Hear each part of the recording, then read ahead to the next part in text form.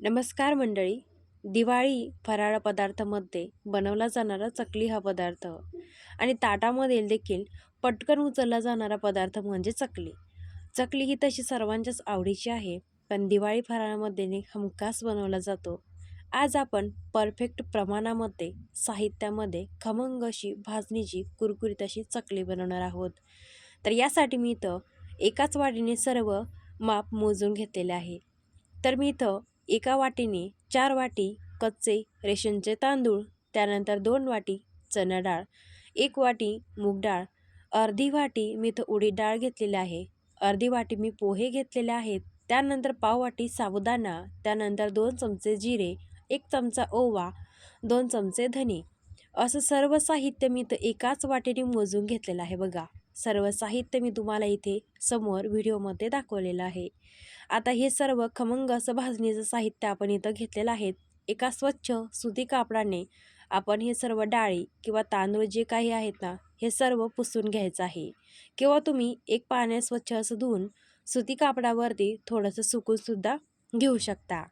तर मी इथं सर्व एकाच वाटीने मी इथं सर्व साहित्य असं मोजून इथं घेतलेलं आहे. आता आपण ही भाजणी म्हणजेच या सर्व पदार्थांची भाजणी करणार आहोत. तर त्यासाठी मंद आचेवरतीच कढई आपण इथं तापवून घेतलेलं आहे. तर मी इथं बघू शकता मंद आचेवरती सर्वात आधी कढईमध्ये मी इथं 4 वाटी जे तांदूळ घेतलेले आहेत, हे तांदूळ आपण मंद आचेवरती अगदी 4 ते 5 मिनटं भाजून घेणार आहोत. सर्व साहित्य किंवा ही भाजणी करताना अगदी जाड बुडाची कढई आपण इथे वापरायची आहे. इथे बघू शकता अगदी 4 ते 5 मिनटं तांदळाचा रंग देखील थोडासा हलकासा बदललेला आहे. याचाच अर्थ आपले तांदूळ छान असे इथं खमंग असे भाजले गेलेले आहेत. तांदूळ आपण एका सुती कापडावरती काढून घेऊया. आता यानंतर याच कढईमध्ये आपण 2 वाटी जी चणा डाळ घेतलेली आहे, अगदी ही चणा डाळ देखील आपण मंदच आचेवरती अगदी 4 ते 5 मिनटं भाजून घेणार आहोत. पण चणा डाळ भाजण्यासाठी वेळ लागतो, कारण चणा डाळ साईजने मोठी असते. आता यानंतर याच कढईमध्ये आपण 1 वाटी मूग डाळ ही देखील भाजून घेणार आहोत. मूग डाळ भाजण्यासाठी एवढा काही वेळ लागणार नाही.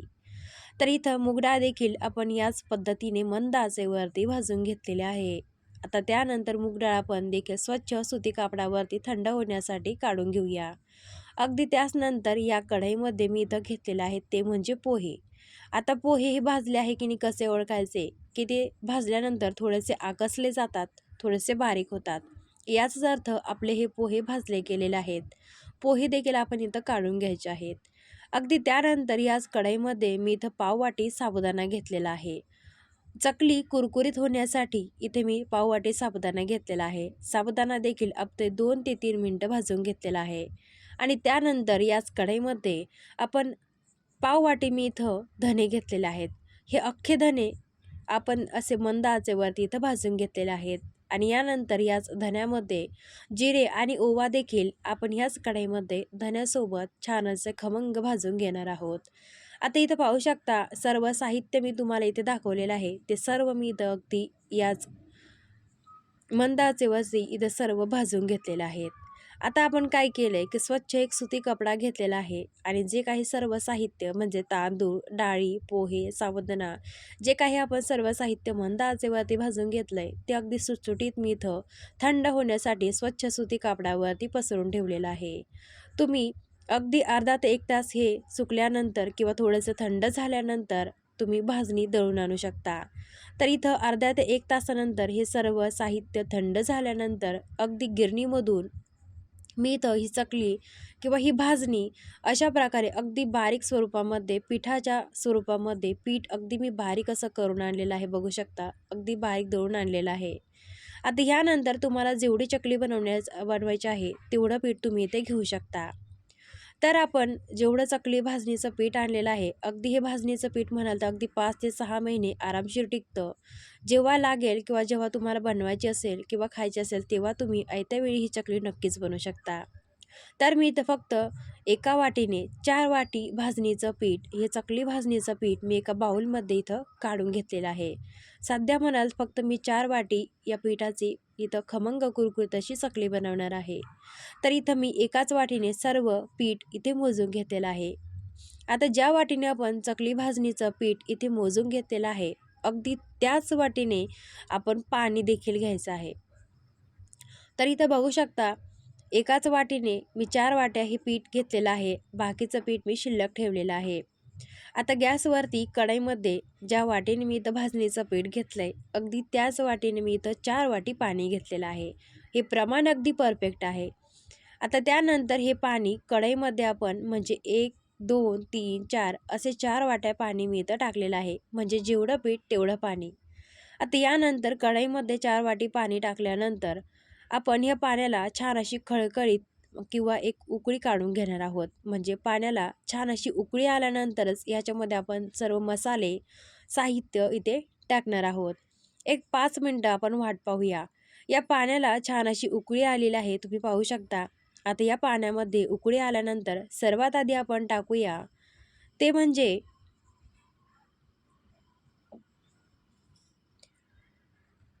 पाण्याला छान अशी खमंग उकळी आलेली आहे. यामध्ये जेवढी वाटी आपण पीठ घेतले अगदी तेवढेच चमचे म्हणजे पोहे खाण्याचे चमचे इथं पांढरे तीळ मी घेतलेलं आहे. 4 चमचे पांढरे तीळ घेतले. अगदीच पाव चमचा मी इथं हळद पावडर घेतलेली आहे आणि त्यानंतर याच उकळीमध्ये आपण टाकणार आहोत 1 चमचा लाल तिखट पावडर. आता तिखटाचं प्रमाण तुम्ही तुमच्या आवडीनुसार कमी अधिक ठेवू शकता.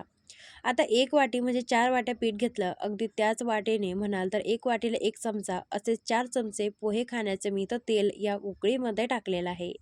आता बघू शकता छान अशी उकळी देखील आलेली आहे. किंवा तुम्ही यामध्ये चकली भाजणी किंवा चकलीचा मसाला देखील ऐनवेळी वापरू शकता. आता यानंतर काय करायचं आहे की यामध्ये आपण टाकूया चवीनुसार मी इथं बारीक मीठ घेतलेलं आहे. आता मीठ टाकल्यानंतर आपण जे पीठ इथं मोजून घेतलेलं आहे, ते पीठ आपण इथं टाकायचं आहे. आता या स्टेजवरती एक महत्त्वाची टिप्स म्हणजे गॅस अगदी बारीक आचेवरती करायचा आहे, म्हणजे मंद आचेवरती करायचा आहे. आणि हे पीठ भाजणीचं पीठ आपण ह्या पाण्यामध्ये छान असं मिक्स करून घ्यायचं आहे. आता अगदी 2 ते 3 मिनटं भाजणीचं पीठ हे पाण्यामध्ये मिक्स करण्यासाठी वेळ लागू शकतो. तर इथं बघू शकता, कढईमध्ये मावेल एवढं पीठ मी याच्यामध्ये सर्व असं टाकून घेतलेलं आहे. उलटण्याच्या साहाय्याने आपण हे सर्व चकली भाजणीचं पीठ आपण या पाण्यामध्ये छान असं इथं मिक्स करून घेतलेलं आहे. आता यानंतर काय करायचं की आपल्याला याची उकड काढून घेणार आहोत. म्हणजे याला आपण एक दणदणीत अशी छान अशी वाफ देऊन घेऊया. म्हणजे आपली भाजणी किंवा ही भाजणीची चकली अगदी खमंग अशी कुरकुरीत होईल आणि तेल देखील पिणार नाही. तर इथे यावरती आपण 15 मिनटं मोजून 15 मिनटं गॅस बंद करून झाकण ठेवलं होतं. आता 15 मिनिटानंतर काय करायचं की यावरील झाकण काढून घेऊया आणि याच कढईमधील अर्धे पीठ किंवा अर्धे यातील मिश्रण एका ताटामध्ये किंवा एखाद्या मोठ्या परातीमध्ये घ्यायचं आहे. आता हाताला सोसवेल इतकं थंड झाल्यानंतर किंवा खूप गरम असेल तर तुम्ही काय करू शकता, एखाद्या ग्लासच्या मदतीने किंवा एखाद्या तांब्याच्या मदतीने किंवा तुमच्याकडे मॅशर असेल ना, तर मॅशरच्या मदतीने देखील अगदी ह्या गिठोळ्या थोड्याशा अशा फोडून किंवा हे मिश्रण अगदी बारीक मऊसूत करू शकता. तर मी इथं मॅशरचा उपयोग केलेला आहे. आता मॅशरच्या साहाय्याने अगदी बारीक असं हे मीठ म्हणजे थोडंसं गरम आहे हे मिश्रण, त्यासाठी मी इथं थोडंसं मॅशरच्या मदतीने हे पीठ इथं बारीक करून घेतलेलं आहे आणि पाण्याचा बिलकुल वापर न करता अगदी मऊसूत असं याचं कणिक मी तयार केलेलं आहे. आता कणिक अगदी आपण रोजच्या भाकरीसाठी जसं बनवतो, खूप सैलसर नाही आणि खूप घट्ट नाही, अगदी असं मऊसूत असं मी कणिक इथं तयार करून घेतलेलं आहे. आणि याच पद्धतीने जे आपलं अर्धं पीठ देखील शिल्लक होतं, म्हणजे मिश्रण कढईमध्ये जे आपण शिल्लक ठेवलं होतं, ते देखील याच पद्धतीने त्या मिश्रणाचं देखील याच पद्धतीने चकली करण्यासाठी आपण इथे हे कणिक तयार करून घेणार आहोत. आता यानंतर मी इथं सर्व साहित्य म्हणजे मिश्रण ताटामध्ये काढून सर्व चकलीचं कणिक तयार करून घेतलेलं आहे. चकलीचा सोऱ्या मी इथं घेतलेला आहे आणि चकलीच्या सोऱ्याला थोडंसं आतल्या बाजूने ब्रशच्या मदतीने मी इथं तेल लावून घेतलेलं आहे. आता यानंतर काय करूया की लांब आकाराचा एक रोल करून घेऊया आणि त्यानंतर या सोऱ्यामध्ये आपण इथं हे मिश्रण टाकून घ्यायचं आहे. तर इथं चकली भाजणीचं जेवढंही कणिक आहे तेवढं मी कणिक याच्यामध्ये सोऱ्यामध्ये मावेल एवढं टाकून घेतलेलं आहे. आता इथं मी चकली भाजणीची म्हणजे चकलीची थोडीशी मोठ्या आकाराची प्लेट ह्यामध्ये टाकून घेतलेली आहे, म्हणजे जाड आकाराची. तुम्ही आवडीनुसार बारीक साईजची प्लेट म्हणजे चकलीची याच्यामध्ये टाकू शकता. तर इथं बघू शकता मिश्रण अगदी परफेक्ट तयार झाले आणि कणिक देखील व्यवस्थित तयार झालेलं आहे. यामुळे चकली अगदी व्यवस्थित आपली इथं तयार झालेली आहे. आता आपण अगदी मध्यम आचेवरतीच हे तेल तापवून घ्यायचं आहे आणि मध्यम आचेवरतीच भाजणीची चकली तळताना आपण इथं मध्यम आचेवरतीच तेलामध्ये ही चकली तळून घेणार आहोत. सर्वात आधी तेलामध्ये चकलीचाच म्हणजे चकली भाजणीचंच आपण जे मिश्रण किंवा कणिक तयार केलं आहे याचा थोडासा तुकडा ह्याच्यामध्ये तेलामध्ये टाकून घेऊया. तेल कितपत गरम झालं आहे की नाही कसं समजेल, तर तेलामध्ये थोडासा तुकडा टाकल्यानंतर अगदी तो लगेचच वर आला की समजून घ्यायचं अगदी टेम्परेचर व्यवस्थित आहे, म्हणजे चकली तळण्यासाठी तेल अगदी व्यवस्थितीचं तापलं गेलेलं आहे. आता यानंतर मध्यम आचेवरतीच तेलामध्ये मावतील एवढ्या चकल्या मी इथं तेलामध्ये टाकलेल्या आहेत. तर इथं अगदी 5 ते 6 या चकल्या मी इथं तेलामध्ये टाकलेल्या आहेत, बघू शकता.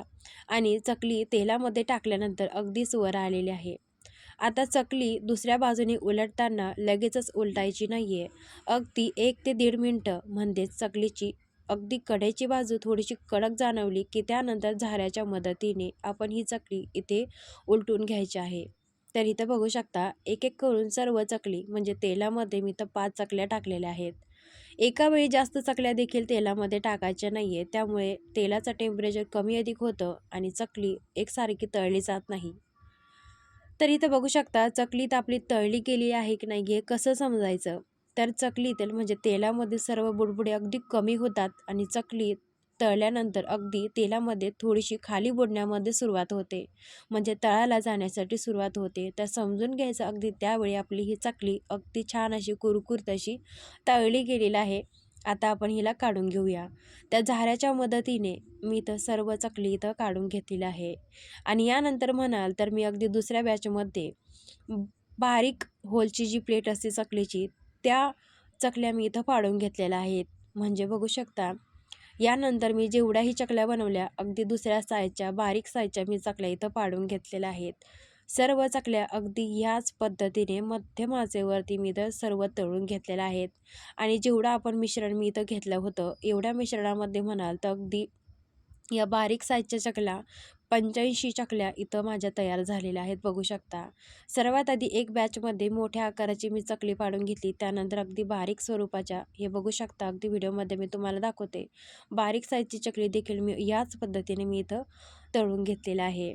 आता थंड झाल्यानंतर लगेच चकली आपण हवाबंद डब्यामध्ये भरून ठेवायची आहे. बघू शकता बिलकुल हाताला तेल लागत नाही आहे, अशी ही खमंग कुरकुरीत आपली अशी ही भाजणीची चकली इथं तयार झालेली आहे.